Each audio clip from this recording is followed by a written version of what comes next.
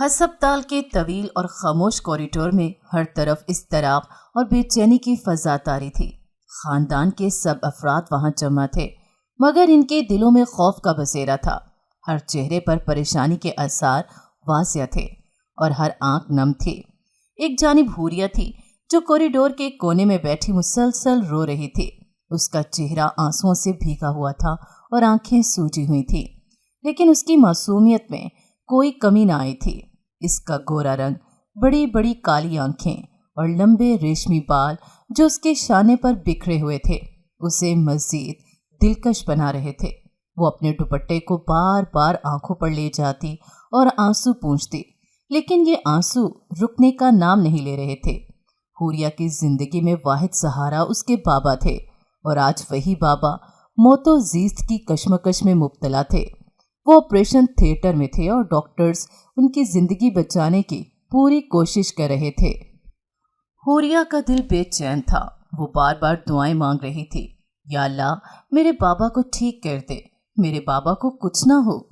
دوسری طرف کوریڈور کے دوسرے سرے پر ارسل کھڑا تھا۔ وہ حوریہ کو گہری نظروں سے دیکھ رہا تھا، لیکن اس کی آنکھوں میں کوئی ہمدردی نہ تھی۔ ارسل ایک مغرور شخصیت کا مالک تھا۔ وہ اپنی بلند قامت، مضبوط جسم اور تیکھے نئے نقش کے ساتھ خاندان میں سب کی توجہ کا مرکز تھا۔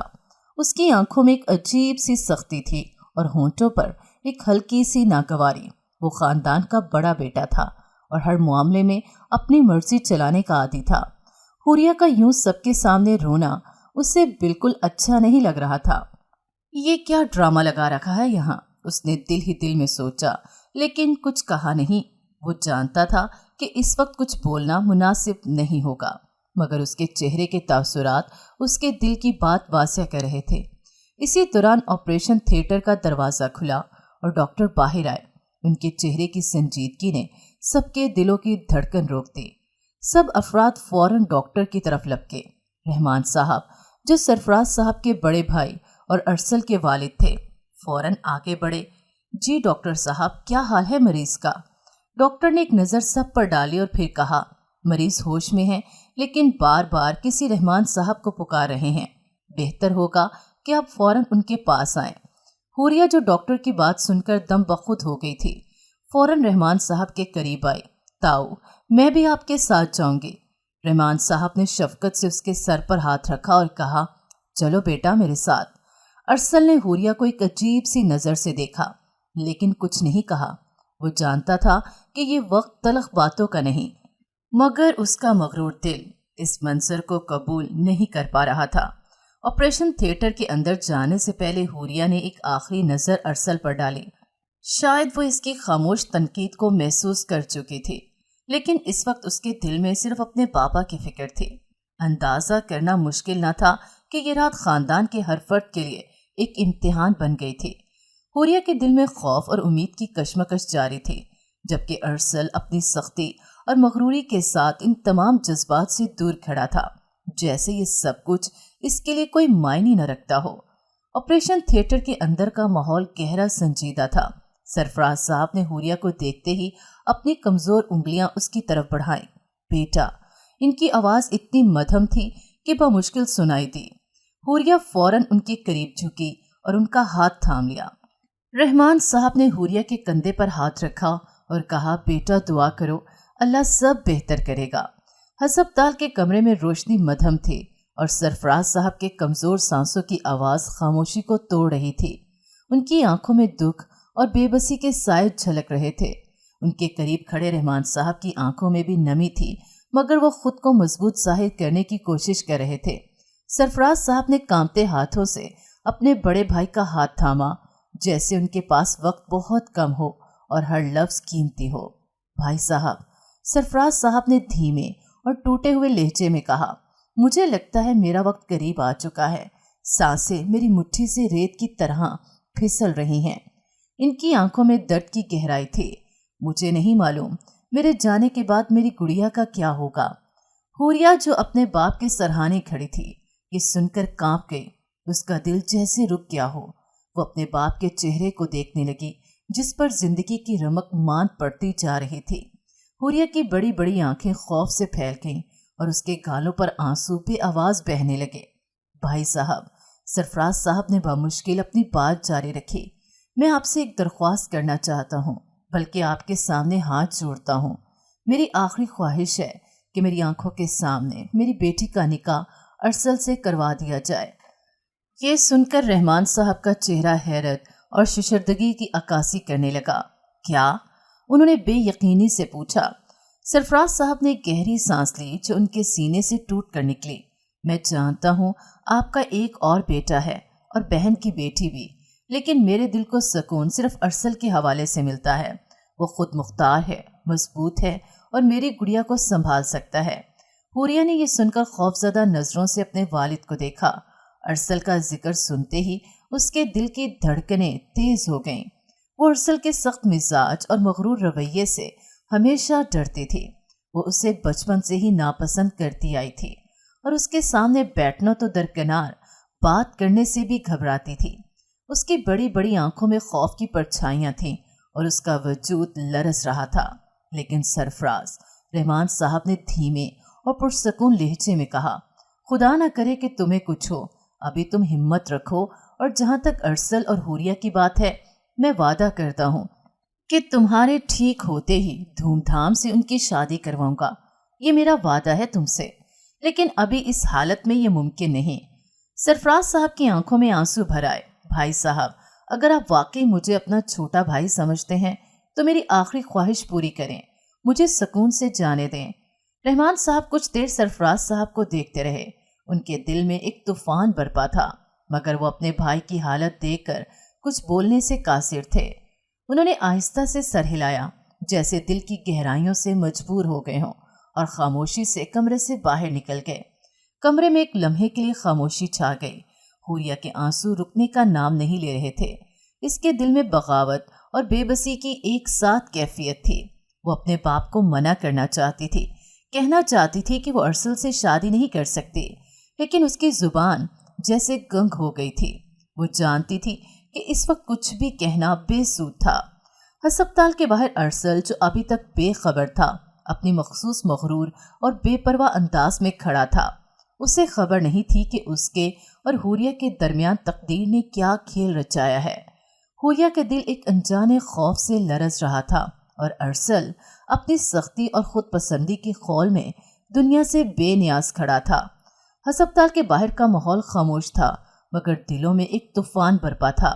ویٹنگ ایریا میں ہلکی روشنیوں کے نیچے رحمان صاحب اور ارسل ایک دوسرے کے سامنے موجود تھے۔ ارسل، جو ابھی ابھی دفتر سے سیدھا ہسپتال آیا تھا، ہمیشہ کی طرح شاندار لگ رہا تھا۔ اس کا قد لمبا، شخصیت پرکشش اور اعتماد بھرپور تھا۔ اس نے بلیک پینٹ اور شرٹ پہنی ہوئی تھی، جو اس کی خوبصورتی کو مزید نمایاں کر رہی تھی، لیکن اس کے چہرے پر گہری سنجیدگی اور حیرانی کے تاثرات تھے۔ ارسل نے اپنی گھڑی پر ایک نظر ڈالی اور پھر اپنے والد کو دیکھا۔ بابا، یہ سب کیا ہو رہا ہے؟ آپ مجھے یہاں کیوں لائے ہیں؟ اس نے پرسکون لہجے میں سوال کیا۔ رحمان صاحب نے گہری سانس لی، جیسے وہ اپنے الفاظ جمع کر رہے ہوں۔ بیٹا، سرفراز کی حالت بہت خراب ہے، وہ شاید زیادہ دیر زندہ نہ رہ سکے۔ اس کی ایک آخری خواہش ہے، اور وہ یہ کہ وہ اپنی بیٹی حوریہ کا نکاح تمہارے ساتھ اپنی آنکھوں کے سامنے دیکھنا چاہتے ہیں۔ یہ سن کر ارسل کے چہرے پر ایک جھٹکا سا لگا۔ وہ حیرانی سے چند لمحوں تک خاموش کھڑا رہا، جیسے اس نے کچھ غلط سن لیا ہو۔ پھر یکدم اپنی جگہ سے کھڑا ہوا اور بے یقینی کے ساتھ بولا، کیا بابا، آپ مذاق کر رہے ہیں نا؟ یہ کیسے ممکن ہے؟ میں حوریہ سے نکاح کروں؟ رحمان صاحب نے ارسل کو سنجیدگی سے دیکھا۔ بیٹا، یہ مذاق نہیں ہے۔ سرفراز اپنی زندگی کے آخری لمحات میں ہے، اور وہ اپنے دل میں یہ بوجھ لے کر جانا نہیں چاہتا کہ اس کی بیٹی کا مستقبل غیر یقینی ہو۔ وہ صرف تم پر بھروسہ کرتا ہے۔ ارسل ایک طنزیہ ہنسی کے ساتھ سر ہلایا اور بولا، بابا، یہ سب غیر منطقی ہے۔ میں خود مختار انسان ہوں۔ میں نے اپنی زندگی کے لیے کچھ اصول بنائے ہیں۔ میں جس لڑکی سے شادی کرنا چاہتا ہوں وہ میرے معیار کے مطابق ہونی چاہیے۔ حوریہ، وہ ایک سیدھی سادی معصوم لڑکی ہے جو صرف گھر اور کالج تک محدود ہے۔ وہ میرے ساتھ کیسے چل سکتی ہے؟ رحمان صاحب نے تحمل سے اس کی بات سنی اور پھر دھیمے مگر مضبوط لہجے میں کہا، ارسل، زندگی صرف تمہارے معیاروں اور اصولوں پر نہیں چلتی، کبھی کبھی ہمیں دوسروں کی خوشی اور سکون کے لیے اپنے فیصلے بدلنے پڑتے ہیں۔ ارسل نے غصے سے اپنا ہاتھ میز پر مارا۔ بابا، یہ میرا فیصلہ ہے اور میں کسی کے دباؤ میں آ کر اپنی زندگی کے سب سے اہم فیصلے کو نہیں بدل سکتا۔ رحمان صاحب نے اپنے بیٹے کی آنکھوں میں دیکھا اور ان کی آنکھوں میں گہری جذباتی شدت تھی۔ ارسل، کیا تم اپنے چچا کی آخری خواہش کو نظر انداز کر سکتے ہو؟ کیا تمہیں اپنی ذمہ داری کا احساس نہیں؟ ارسل نے ایک لمحے کے لیے خاموشی اختیار کی، لیکن اس کے تاثرات سخت تھے۔ وہ سر ہلاتے ہوئے بولا، بابا، میں معذرت خواہ ہوں، لیکن یہ نکاح مجھ سے نہیں ہوگا۔ رحمان صاحب نے اس کی کلائی تھامی اور سخت لہجے میں بولے، ارسل، تم میری بات سنو، یہ صرف تمہارے چچا کی نہیں، میری بھی خواہش ہے۔ تمہیں یہ نکاح کرنا ہوگا، چاہے تمہیں یہ پسند ہو یا نہ ہو۔ میں تمہیں حکم دے رہا ہوں۔ یہ سن کر ارسل کی آنکھوں میں غصہ اتر آیا، لیکن وہ کچھ بول نہ سکا۔ وہ اپنے والد کے سامنے مزید انکار کی جرت نہیں کر سکا۔ اس نے گہری سانس لی اور بے بسی کے ساتھ کرسی پر واپس بیٹھ گیا۔ ٹھیک ہے بابا، اس نے غصے اور بے دلی کے ساتھ کہا، میں یہ نکاح کروں گا، لیکن یاد رکھیں یہ میری مرضی سے نہیں ہو رہا، یہ آپ سب کی ضد ہے۔ رحمان صاحب نے سکون کا سانس لیا اور اس کے کندھے پہ ہاتھ رکھا۔ بیٹا، ایک دن تمہیں سمجھ آئے گا کہ آج کا یہ فیصلہ تمہارے اور حوریہ دونوں کے لیے بہتر ہے۔ ارسل نے کوئی جواب نہ دیا۔ اس کی آنکھوں میں ایک گہری بے بسی اور دل میں ایک انجانی نفرت تھی۔ وہ جانتا تھا کہ اس نکاح کے بعد اس کی زندگی بدل جائے گی، لیکن وہ دل سے اسے قبول نہیں کر پا رہا تھا۔ ہسپتال کے اس خاموش گوشے میں ایک فیصلہ ہو چکا تھا۔ ارسل کے دل میں نفرت کے بیج بو دیے گئے تھے، اور حوریہ جو اس سب سے بے خبر تھی، ایک ایسی زندگی کی طرف بڑھ رہی تھی جو اس کے تصور سے بالکل مختلف تھی۔ ہسپتال کی خاموش رہداریوں میں عجیب سی بے چینی چھائی ہوئی تھی۔ وقت جیسے تھم سا گیا تھا اور ہر دل پر ایک بھاری بوجھ محسوس ہو رہا تھا۔ آپریشن تھیٹر کے اندر مولوی صاحب، چند گواہ اور رحمان صاحب موجود تھے۔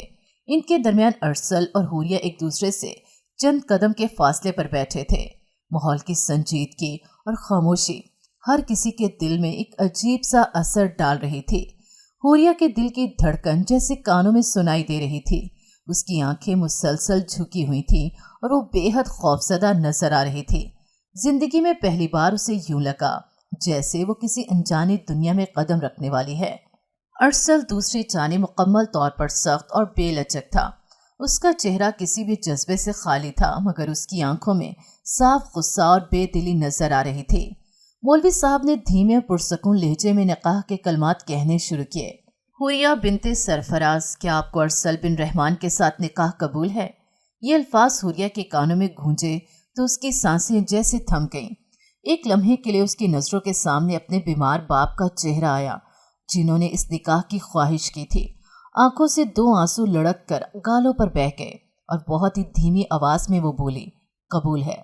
مولوی صاحب نے یہ سوال 3 بار دہرایا اور ہر بار حوریہ نے اپنا دل کچلتے ہوئے قبول ہے کہا۔ نکاح کے گواہان نے اپنی جگہ تصدیق کی اور ارسل، جو اب بھی جذبات سے عاری لگ رہا تھا، نکاح نامے پر دستخط کر چکا تھا۔ حوریہ نے کانپتے ہاتھوں سے قلم پکڑی اور نکاح نامے پر اپنا نام لکھ دیا۔ اس کے لکھتے ہی جیسے تقدیر کی کوئی اہم ترین شرط پوری ہو گئی ہو۔ نکاح کے الفاظ ختم ہوتے ہی آپریشن تھیٹر میں موجود سرفراز صاحب، جو کمزوری کے عالم میں لیٹے تھے، ایک لمبی سانس لی اور سب کے سامنے یکدم ہچکی لینے لگے۔ یہ آواز پورے کمرے میں گونج اٹھی۔ ہر کوئی چونک گیا۔ حوریہ نے فوراً اپنی باپ کی طرف دیکھا، مگر ان کی آنکھیں بند ہو چکی تھیں۔ 3 بار ہچکی لینے کے بعد وہ خاموش ہو گئے، جیسے ان کی روح نے یہ اطمینان پا کر پرواز کر لی کہ ان کی بیٹی اب کسی کے سپرد ہو چکی ہے۔ ڈاکٹر کو بلائیں، رحمان صاحب نے بے ساختہ چیخ کر کہا، اور کمرے میں بھگدڑ مچ گئی۔ ڈاکٹرز دوڑتے ہوئے آئے، آپریشن تھیٹر میں داخل ہوئے، سرفراز صاحب کے جسم کی حالت کا جائزہ لیا، مگر سب بے سود تھا۔ ڈاکٹرز نے چند لمحوں بعد اعلان کیا، ہمیں افسوس ہے لیکن وہ اب اس دنیا میں نہیں رہے۔ یہ الفاظ کمرے میں موجود ہر شخص پر بجلی بن کر گرے۔ حوریہ، جو اب تک اپنے جذبات کو ضبط کیے ہوئے تھی، ایک دل دہلا دینے والی چیخ کے ساتھ بے ہوش ہو گئے۔ اس کی تائی نے اسے فوراً اپنی باہوں میں تھام لیا، لیکن وہ مکمل طور پر بے جان ہو چکی تھے۔ ارسل، جو اب تک سب کچھ خاموشی سے دیکھ رہا تھا، अपनी जगह पर बेहिस्सो हरकत खड़ा था। उसकी आंखें जो कभी जज्बात से खाली थीं, अब किसी अनजाने दर्द से भर चुकी थीं। उसने अपने वालिद की तरफ देखा जो खुद को मजबूत रखने की भरपूर कोशिश कर रहे थे, मगर इनकी आंखों से आंसू बह रहे थे। अरसल ने अपने इर्द गिर्द का जायजा लिया और पहली बार उसे एहसास हुआ कि उस लम्हे ने न सिर्फ हूरिया की जिंदगी बल्कि उसकी अपनी जिंदगी को भी पलट कर रख दिया था। ऑपरेशन थिएटर से बाहर निकलते ही सरफराज साहब की मौत की खबर पूरे अस्पताल में फैल गई। हर चेहरे पर उदासी और आंखों में आंसू थे। फौरी तौर पर तदफीन के इंतजामात शुरू कर दिए गए। हूरिया जो अब तक बेहोश थी को घर ले जाया गया। वहां मौजूद खवातीन ने उसे होश में लाने की कोशिश की, लेकिन वो मुसलसल होशो हवास खोए हुए थी। अरसल एक तरफ सब कुछ देख रहा था। उसके दिल में हूरिया के लिए एक अजीब सी कश्मकश पैदा हो चुकी थी। वो जानता था कि हूरिया ने अपनी जिंदगी का सबसे बड़ा सदमा बर्दाश्त किया है, लेकिन वो अब भी अपने निकाह को दिल से कबूल नहीं कर पा रहा था। ये लम्हा, ये माहौल, ये जज्बात, सब कुछ नाकाबिले बयां था। एक तरफ सरफराज साहब की मौत का सदमा, दूसरी तरफ हूरिया की बेबसी और तीसरी तरफ अरसल की बेचैनी। जिंदगी ने इन सबको एक ऐसे मोड़ पर ला खड़ा किया था जहां हर दिल बोझल और हर आंख अश्कबार थी। गार्डन में शाम की धुंधली रोशनी और सन्नाटा माहौल को मजीद बोझल कर रहा था। हर तरफ खामोशी थी, मगर दिलों के अंदर कोहराम मचा हुआ था। लोगों का हजूम सरफराज साहब की मैयत के गिर्द जमा था, लेकिन कोई भी इस मंजर को देखने की हिम्मत नहीं कर पा रहा था। मर्द मैयत को कंधा देने के लिए तैयार खड़े थे और औरतें एक तरफ अश्कबार निगाहों से ये मंजर देख रही थीं। हूरिया जो अब तक एक कोने में बेजान सी बैठी थी, अचानक उठ खड़ी हुई। उसकी आंखें सुर्ख थीं, चेहरा आंसुओं से भीगा हुआ और वजूद कांप रहा था। वो लड़खड़ाते कदमों से मैयत की तरफ बढ़ी और जोर से चीखते हुए बोली, नहीं, कोई मेरे बाबा को यहाँ से लेकर नहीं जाएगा, कोई उनको छुएगा भी नहीं। लोगों ने हैरत से उसे देखा और औरतें उसे थामने के लिए आगे बढ़ीं, मगर वो किसी की भी नहीं सुन रही थी। उसने अपने ताया रहमान साहब का बाजू पकड़कर झंझोड़ते हुए कहा, बाबा जानी, आप मेरे अब्बू को लेकर नहीं जा सकते। मैं इनके बगैर कैसे रहूंगी? बताएं ना, कैसे रहूंगी? इसकी आवाज में इतनी बेबसी और दुख था कि हर दिल लरज उठा। रहमान साहब जो खुद भी गम से निढाल थे, हूरिया की हालत देखकर बेबस हो गए। उन्होंने धीरे से कहा, बेटा, ये अल्लाह का फैसला है, हमें सब्र करना होगा। मगर हूरिया की आंखों में ना कोई सब्र था, ना कोई समझौता। वो बेकाबू होकर दोबारा चीखने लगी, नहीं, मैं नहीं मानती, मुझे मेरे अब्बू चाहिए, कोई उन्हें मुझसे दूर लेकर नहीं जा सकता। ये शोर सुनकर अरसल जो मैयत के करीब खड़ा था, सख्त चेहरे के साथ आगे बढ़ा। उसकी आंखों में गुस्से की चमक थी। वो अपनी जबी पर बल डालते हुए सीधा हूरिया के पास पहुंचा। उसने एक लम्हे के लिए हूरिया को सख्त नजरों से देखा, फिर इसका बाजू मजबूती से थाम लिया। बस, बहुत हो गया ये तमाशा। अरसल की आवाज गरजदार थी और उसके लहजे में कोई नरमी न थी। ये वक्त तुम्हारे रोने और चीखने का नहीं, चुप हो जाओ और अपनी हवास में आओ।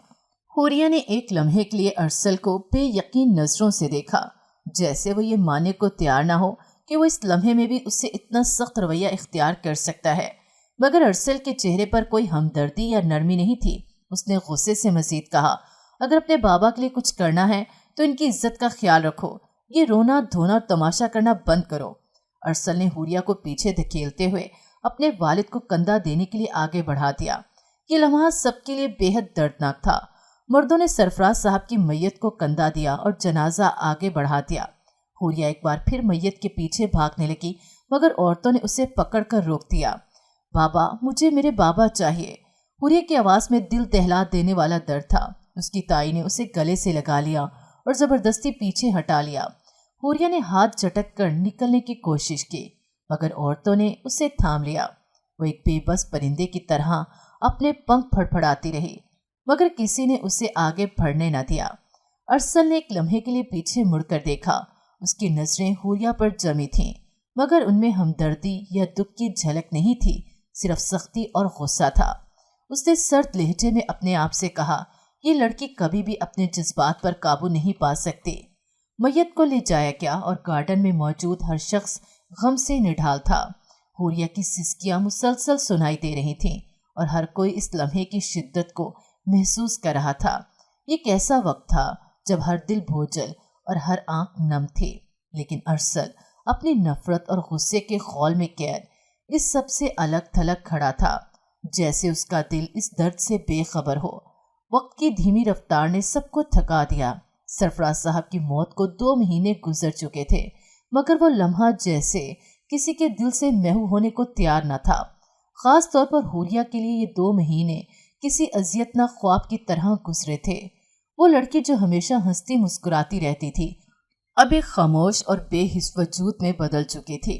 اس کی آنکھوں سے آنسو بہتے رہتے اور وہ کسی سے کچھ کہے بغیر خود کو ایک کمرے میں قید رکھتی۔ بچپن میں ہی ماں کو کھونے کا غم شاید اس وقت محسوس نہیں ہوا، کیونکہ جوائنٹ فیملی کے پیار اور سرفراز صاحب کی محبت نے اسے ماں کی کمی محسوس ہونے نہیں دی۔ لیکن اب جب اس کے سر سے والد کا سایہ بھی اٹھ گیا تھا، وہ اکیلے پن کے گہرے سمندر میں ڈوبتی جا رہی تھی۔ سرفراز صاحب نے ہمیشہ اسے اپنی جان سے زیادہ عزیز رکھا تھا۔ وہ اس کی ہر خواہش کو پورا کرنے والے، اس کی ہر ضرورت کا خیال رکھنے والے باپ تھے۔ ان کی محبت نے حوریہ کو دنیا کے دکھوں سے دور رکھا تھا، لیکن اب وہی دنیا اس پر بھاری ہو رہی تھی۔ گھر میں سب اس کے ساتھ تھے۔ تائی نے اسے سنبھالنے کی ہر ممکن کوشش کی۔ پھپھو بھی ہر وقت اس کے آس پاس موجود رہتی تاکہ وہ خود کو تنہا محسوس نہ کرے، لیکن حوریہ کا دل جیسے ہر چیز سے بیزار ہو چکا تھا۔ کھانا کھانے کے لیے کہا جاتا تو وہ خاموشی سے نظریں جھکا لیتی، کسی سے بات کرنے پر مجبور کیا جاتا تو وہ بس آنکھوں میں آنسو لیے خاموش بیٹھ جاتی۔ یہ 2 مہینے اس کے لیے جہنم کے مانند تھے، جہاں وہ اپنے غم کے ساتھ اکیلی لڑ رہی تھی۔ رحمان صاحب جو اپنی بھتیجی سے بے حد محبت کرتے تھے، نے گھر والوں کو سختی سے ہدایت دی تھی کہ حوریہ کی طرف سے کوئی شکایت نہ آئے۔ وہ جانتے تھے کہ سرفراز صاحب کی موت کے بعد حوریہ کو سنبھالنا ان کی سب سے بڑی ذمہ داری ہے، لیکن اس کے باوجود ان کے بڑے بیٹے ارسل کے دل میں حوریہ کے لیے کوئی نرمی پیدا نہیں ہوئی تھی۔ ارسل اپنے کمرے میں خاموش بیٹھا ان 2 مہینوں کے بارے میں سوچ رہا تھا۔ وہ ایک مغرور اور خوددار انسان تھا، جس کے چہرے پر ہر وقت ایک سنجیدہ سا تاثر رہتا۔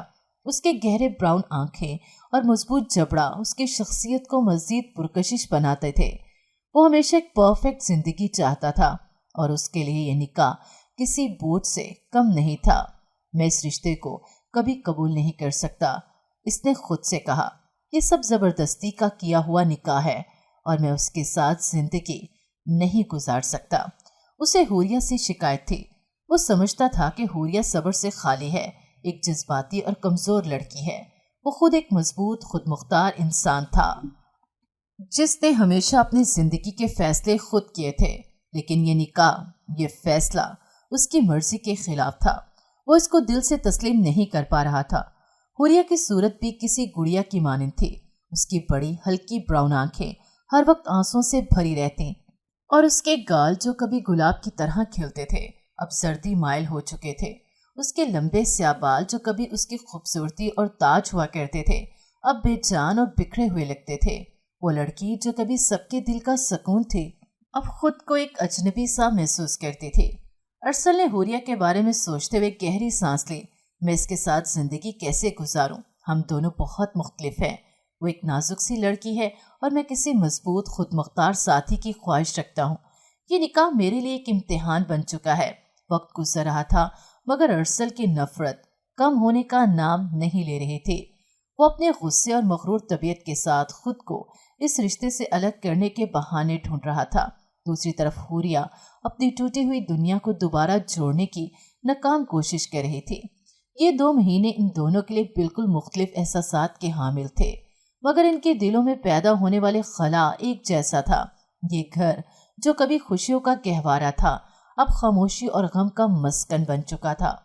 حوریہ کی حالت دیکھ کر سب بے بس تھے اور ارسل کے رویے نے سب کو اور زیادہ پریشان کر رکھا تھا، لیکن تقدیر کے لکھے کو کون ٹال سکتا ہے؟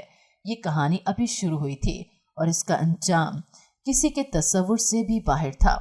ارسل اپنے کمرے کی خاموشی میں گم تھا۔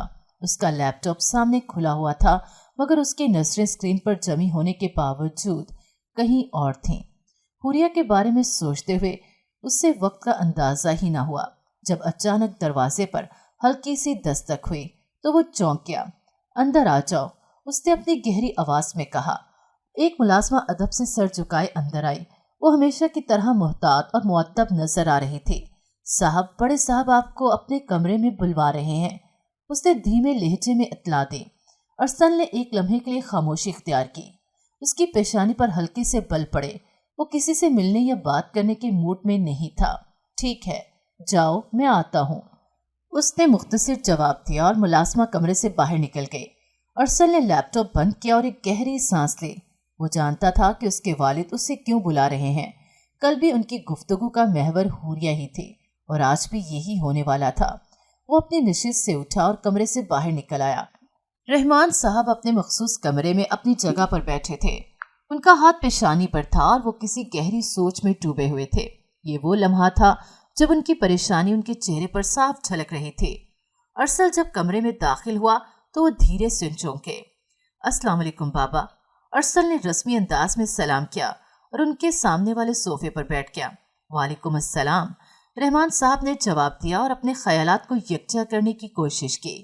इनकी नजरें अपने बेटे पर जम गईं। वो अपने मखसूस मगरूर अंदाज में सीधा बैठा था, चेहरे पर किसी किस्म का तासुर ना होने के बराबर था। अरसल बेटा, रहमान साहब ने बात शुरू की, मैं तुमसे एक अहम बात करना चाहता हूँ। जी बाबा, कहिए, अरसल ने बेतासुर अंदाज में जवाब दिया। देखो बेटा, निकाह हो चुका है, हुरिया तुम्हारी बीवी है। सरफराज ने अपनी जिंदगी में ये रिश्ता तुम पर भरोसा करके बांधा था। अब मुझे लगता है कि इसका हक है कि वो अपनी रुखसती के बाद तुम्हारे साथ अपनी नई जिंदगी शुरू करे। अरसल ने यह सुनते ही एक गहरी सांस ली और अपनी नजरें झुकाईं। फिर एक लम्हे बाद उसने सर उठाकर अपने वालिद को देखा। बाबा, निकाह तो मैंने कर लिया आपकी और चचा की ख्वाहिश पर, लेकिन जहाँ तक रुखसती की बात है वो तभी होगी जब मुझे मुनासिब लगेगा। रहमान साहब ने उसे गौर से देखा।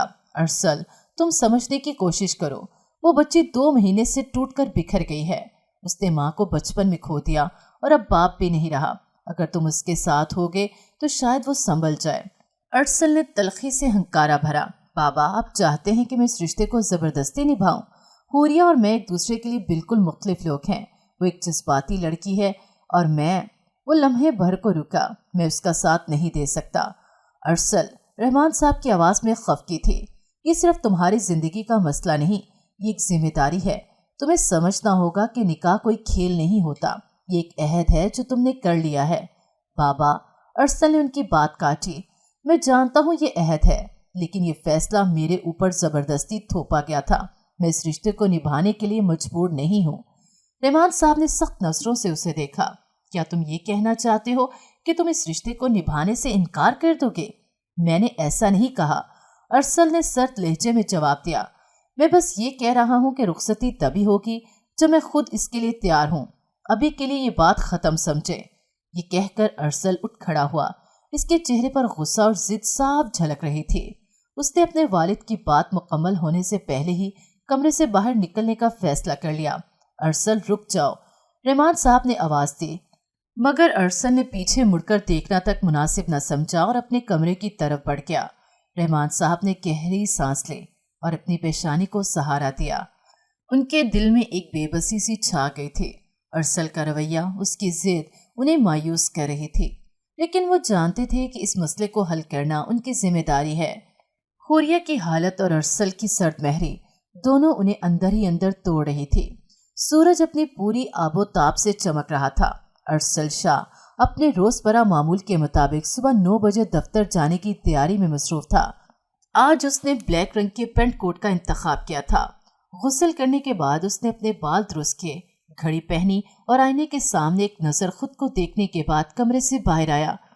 उसका इरादा था कि नाश्ता करे और फिर दफ्तर रवाना हो, लेकिन जैसे ही वो सीढ़ियों से नीचे उतरा, सामने का मंजर देखकर उसकी आंखों में नापसंदीदगी उभर आई। लाउंज में हुरिया अपनी खाला के गले लगे जोरों की तार रो रही थी। उसकी खाला जो लाहौर में रहती थी, सरफराज साहब के इंतकाल के 2 माह बाद उससे मुलाकात के लिए आई थी। वो वक्त पर खबर न पहुंचने के बायस इस गम में शरीक ना हो सके थे। उनके साथ उनका बेटा बाज़ल भी था, जो काफी तवज्जो से हुरिया को देख रहा था और उसे दिलासा देने की कोशिश कर रहा था। बाज़ल की आंखों में हुरिया के लिए हमदर्दी और कुर्बत के जज्बात वाज़िह थे, जो अरसल को एक लम्हे में बरहम करने के लिए काफी थे। अरसल ने नाश्ता करने के इरादे को नजरअंदाज करते हुए तेजी से कदम बढ़ाए और लाउंज में दाखिल हुआ। वो एक झटके से हुरिया के बराबर में बैठ गया। हुरिया, जो अपनी खाला के सीने से लगी रो रही थी, अरसल के इस अचानक अमल पर सीधी होकर बैठ गई। वो चंद लम्हे के लिए हैरान और परेशान थी। अरसल टांग पर टांग रखकर बैठा अपना मोबाइल निकालकर उसे इस्तेमाल करने लगा। उसका अंदाज ऐसा था जैसे वो इस मंजर को मुकम्मल तौर पर नजरअंदाज कर रहा हो, लेकिन हकीकत में इसकी मौजूदगी का मतलब बहुत वाज़िया था। बाज़िल ने भी एक लम्हे के लिए चौंक कर अरसल को देखा। वो अरसल के सख्त और मालकाना रवैये को महसूस कर चुका था, लेकिन खामोश रहा। अरसल ने अपनी नजरें मोबाइल पर जमा रखी थी, लेकिन इसका ध्यान हुरिया पर था।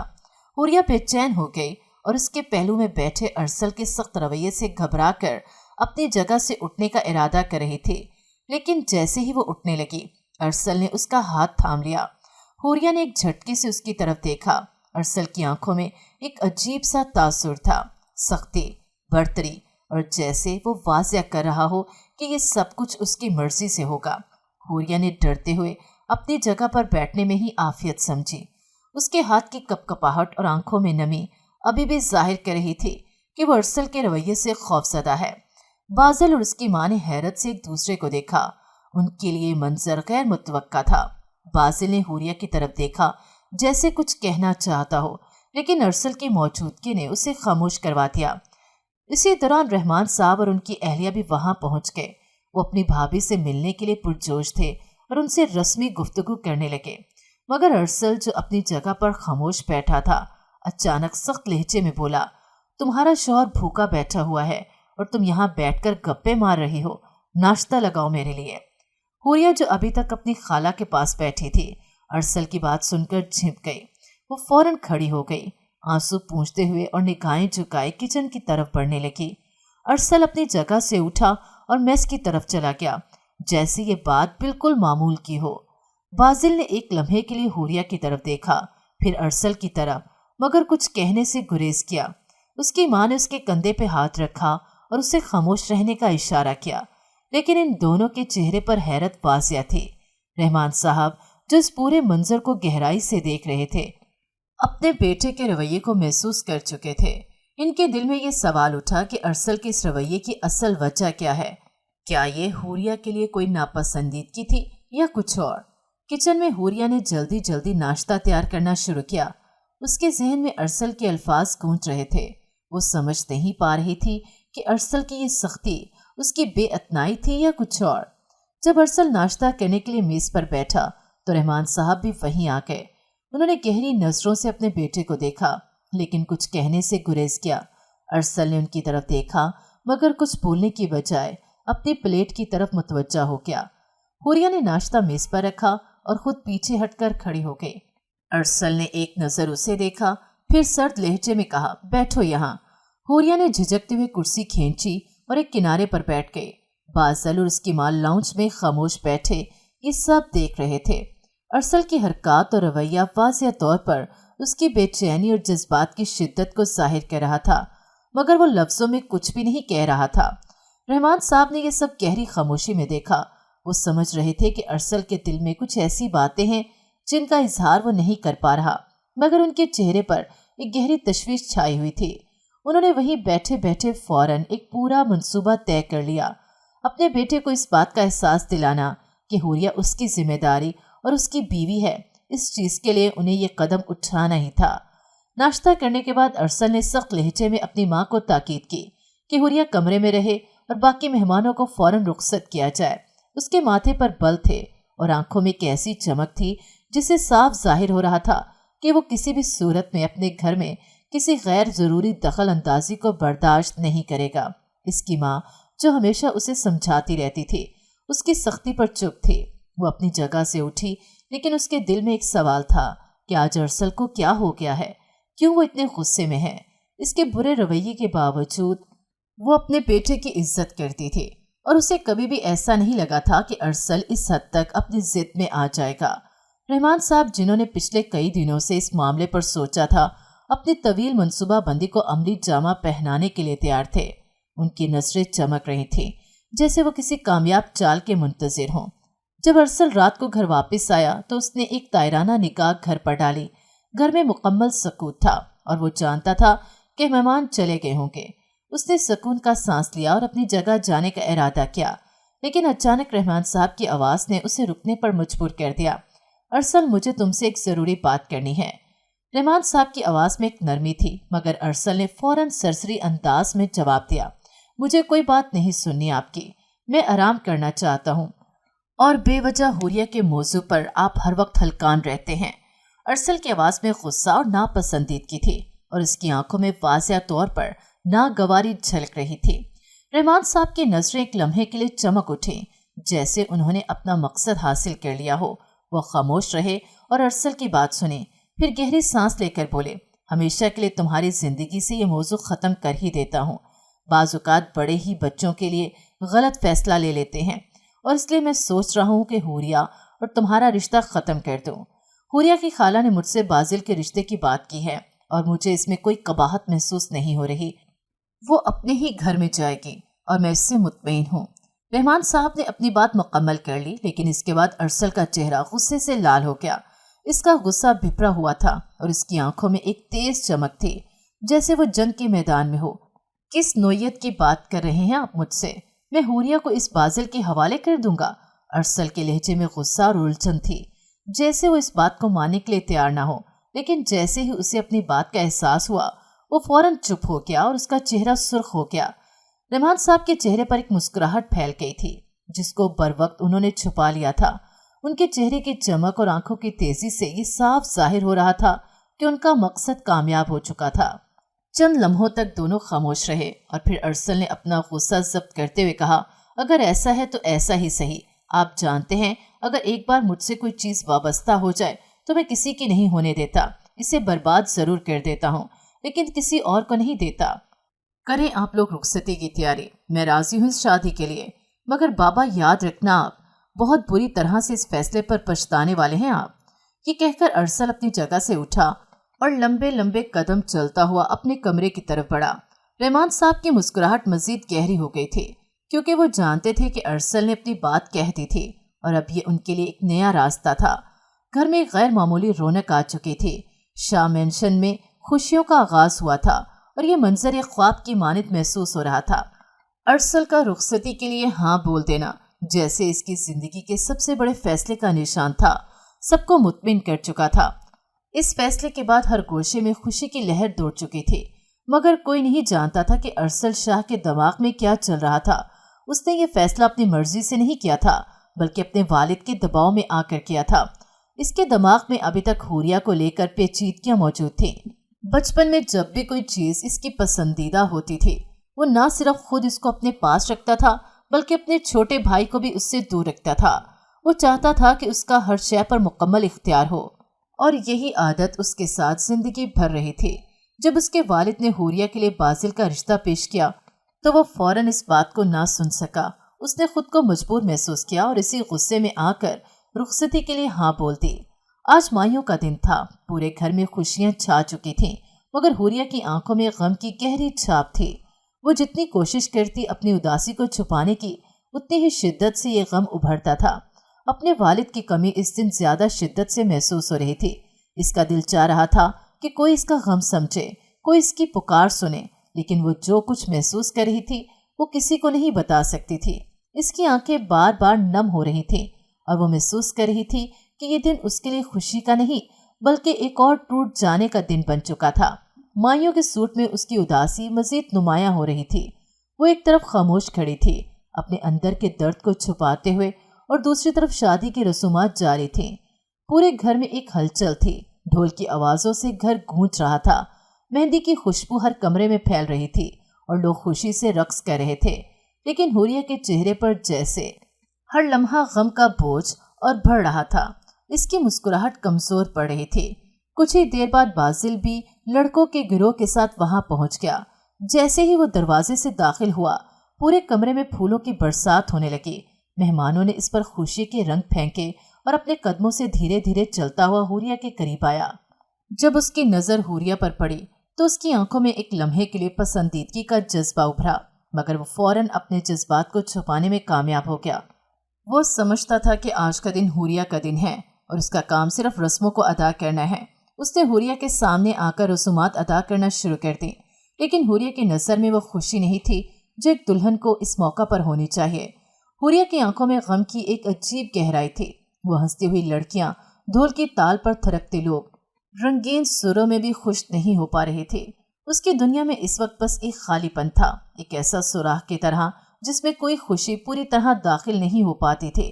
وہ دل کی گہرائیوں میں اپنے والد کو یاد کر رہی تھی، وہ لمحے جب اس کے والد نے اس کے سر پر ہاتھ رکھا تھا اور اس کی ہر خواہش کا خیال رکھا تھا۔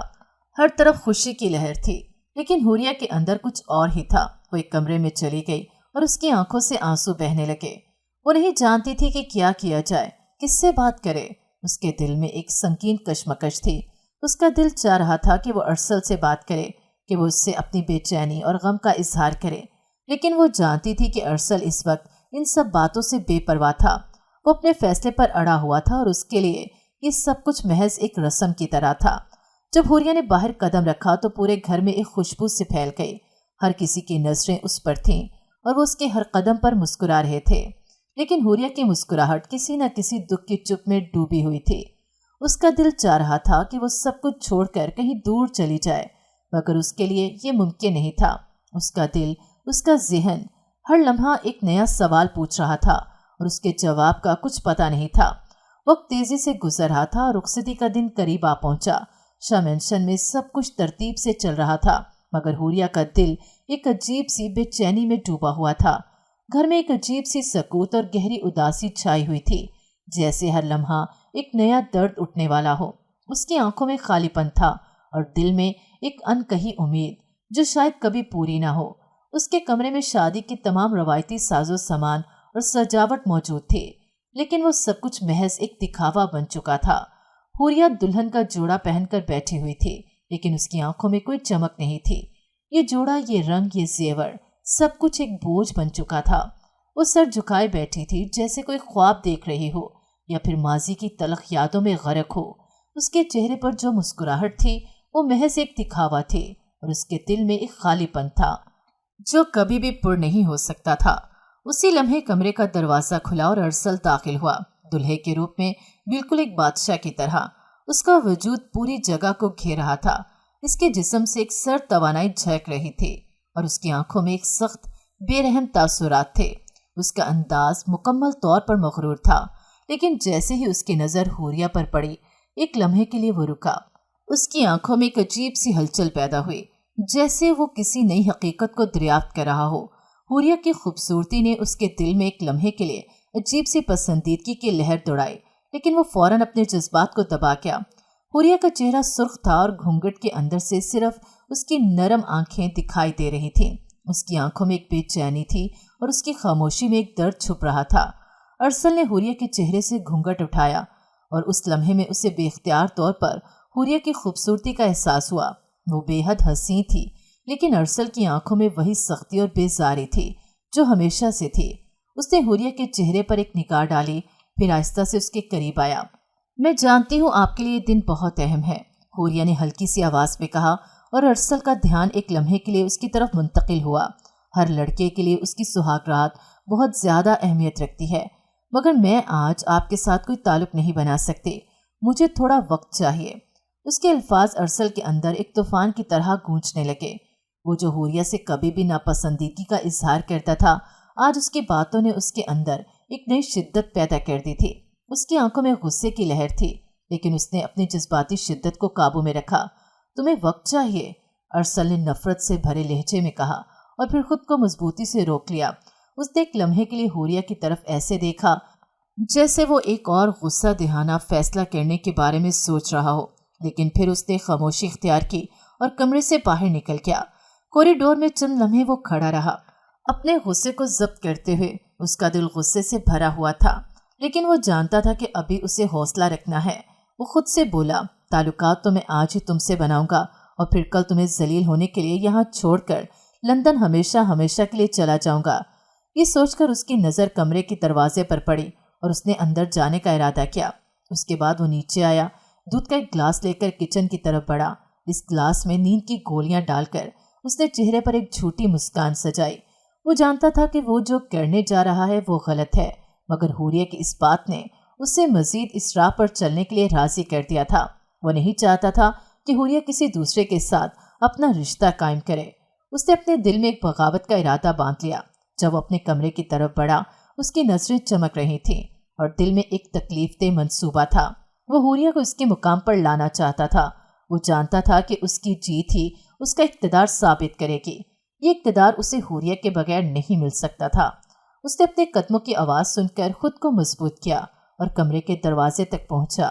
اس کے دماغ میں ایک طوفان تھا اور وہ جانتا تھا کہ اب کوئی بھی چیز اس کا فیصلہ نہیں بدل سکتی۔ کمرے میں داخل ہو کر ارسل نے دروازہ بند کیا اور حوریہ کی طرف بڑھا۔ اس کی نظریں نرم اور پریشانی سے بھرپور تھیں، جیسے وہ واقعی اس کی حالت کو سمجھ رہا ہو۔ اس کا انداز اس وقت بالکل مختلف تھا۔ وہ جو کبھی حوریہ کے ساتھ دکھا چکا تھا وہ نہ تھا۔ وہ نہایت سنجیدہ اور مدھر لہجے میں بولا، میں جانتا ہوں تم بہت پریشان ہو۔ چاچو کے انتقال نے تمہیں بہت توڑ دیا ہے۔ میں تمہیں وقت دینے کے لیے تیار ہوں۔ تم میری بیوی ہو، مجھے تمہیں سمجھنا چاہیے۔ حوریہ نے ایک لمحے کے لیے حیرت سے ارسل کو دیکھا۔ یہ وہ ارسل نہیں تھا جو ہمیشہ اس کے ساتھ سرد اور خشک رویہ رکھتا تھا۔ اس کے لہجے میں ایک عجیب سی نرمی اور احساس تھا، جیسے وہ واقعی اس کی حالت کو سمجھ رہا ہو۔ حوریہ کو سمجھ نہیں آ رہا تھا کہ یہ کیا ہو رہا ہے اور کیوں۔ ارسل اتنا نرم اور خیال رکھنے والا لگ رہا تھا۔ اس نے دودھ کا گلاس بڑھایا اور کہا، پورے فنکشن میں آج تم کافی تھک چکی ہو، دودھ پی لو پھر آرام کرو، ہم صبح بات کریں گے۔ یہ الفاظ جیسے اس کے ذہن میں ابھی تک گونج رہے تھے۔ حوریہ نے دودھ کا گلاس پکڑا اور ایک لمحے کے لیے سوچا کہ یہ کیا ہو رہا ہے۔ ارسل جو ہمیشہ اسے بے رخی کا برتاؤ کرتا تھا، آج اتنی نرمی سے اس کے ساتھ بات کر رہا تھا۔ وہ دودھ کا گلاس دیکھتے ہوئے کچھ لمحوں کے لیے خاموش رہی، پھر آخر کار اس نے گلاس کو تھاما اور گھٹ سے گھٹ ہی پی لیا۔ دودھ پی کر اس نے گلاس واپس میز پر رکھا اور کمرے کی خاموشی میں کچھ لمحے گزرتے ہی آنکھیں بند کر لیں۔ وہ دھیرے دھیرے نیند کی گہری وادیوں میں کھو گئی تھی اور جیسے ہی گہری نیند میں اتری، ارسل اپنی جگہ سے اٹھا تھا اور اپنی شیروانی اتار کر ایک طرف رکھی۔ چہرے پر ایک خباثت بھری مسکراہٹ تھی۔ تم میری ہو اور اب تا حیات بھی میری رہو گی، وہ غرور سے بول کر اس پر حاوی ہو گیا تھا۔ صبح کی روشنی کمرے میں پھیل رہی تھی، لیکن حوریہ کی آنکھوں میں ایک عجیب سی اداسی تھی۔ جب وہ بیدار ہوئی تو خود کو غم اور حیرانی میں غرق پایا۔ اس کے جسم پر وہ کپڑے موجود نہیں تھے جو رات کو وہ پہن کر سوئی تھی۔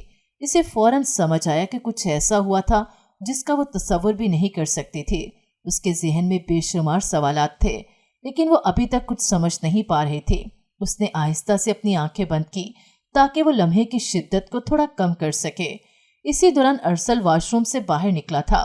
اس کی آنکھوں میں ایک چمک تھی اور وہ جیسے پہلے سے ہی اس کے رد عمل کا انتظار کر رہا تھا۔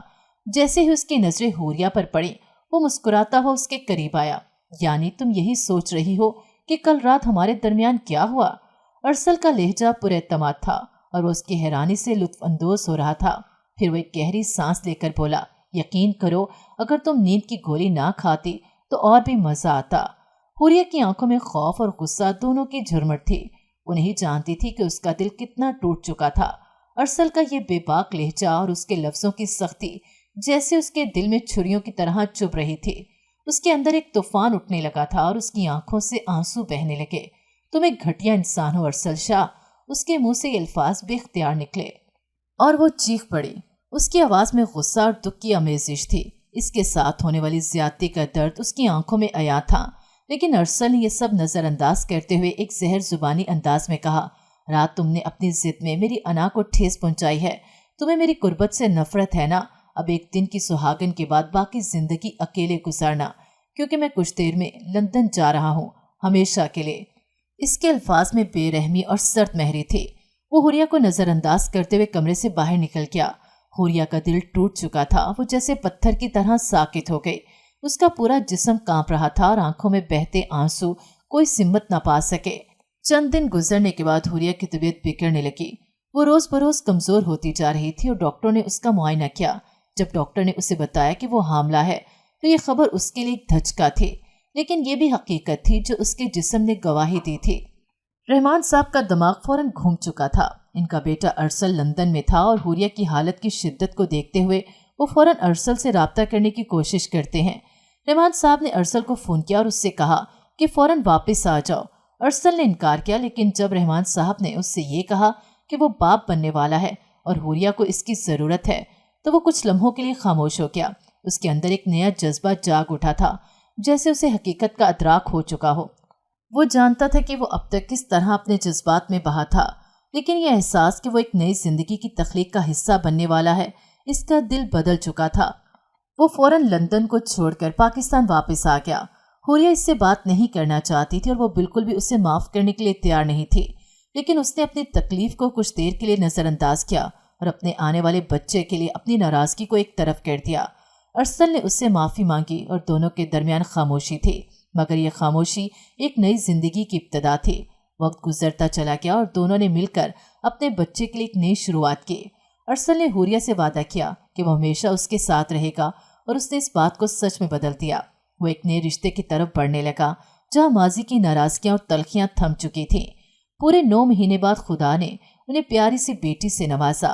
ارسل تو اسے چوم چوم کر اپنے سینے میں بھیج کر ایک بات ہی بول رہا تھا، میری پیاری گڑیا، یہ میری پیاری بیٹی ہے۔ سب اس کا جذباتی پن دیکھ کر حیران تھے۔ حوریہ جو کہیں نہ کہیں پریشان تھی کہ ارسل نہ جانے کیسا رد عمل دے گا، مگر اسے اپنی بیٹی کے ساتھ خوش اور مطمئن دیکھ کر اس کے چہرے پر مسکراہٹ آ گئی تھی۔ باپ کا غم آج بھی وہ بھول نہیں پائی تھی، لیکن آج اپنی بیٹی کو دیکھ کر ایک سکون سا محسوس ہوا تھا۔ ارسل نے اس کو مسکراتا دیکھا تو فوراً اس کے قریب آیا، اس کے ماتھے پر ایک محبت بھرا بوسہ دیا، اس کے کان میں ایک پیاری سی سرگوشی کر کے اس کی آنکھوں کو چوم لیا تھا۔ اپنی بیٹی اس کی گود میں دی اور اسے اپنے سینے سے لگاتے ہوئے محبت سے بولا تھا، بہت شکریہ حوریہ، مجھے اس بات کا احساس دلانے کے لیے کہ میں کتنا غلط تھا۔ میں وعدہ کرتا ہوں میں تمہارے ساتھ اتنا اچھا رہوں گا کہ تم اپنے نصیب پر رشک کرو گے، تو میری زندگی کا کل احساسہ ہو۔ یہ بول کر اس نے ایک بار پھر اسے اپنی غوش میں سمیٹا تھا۔ بے شک بعض اوقات جیسا ہم سوچ رہے ہوتے ہیں ویسا نہیں ہوتا۔ بعض اوقات ماں باپ سے فیصلے غلط ہوتے ہیں، لیکن بر وقت اگر ماں باپ ہی ان فیصلوں کو سدھارنے کی کوشش کریں تو بہت کچھ ٹھیک ہو سکتا ہے۔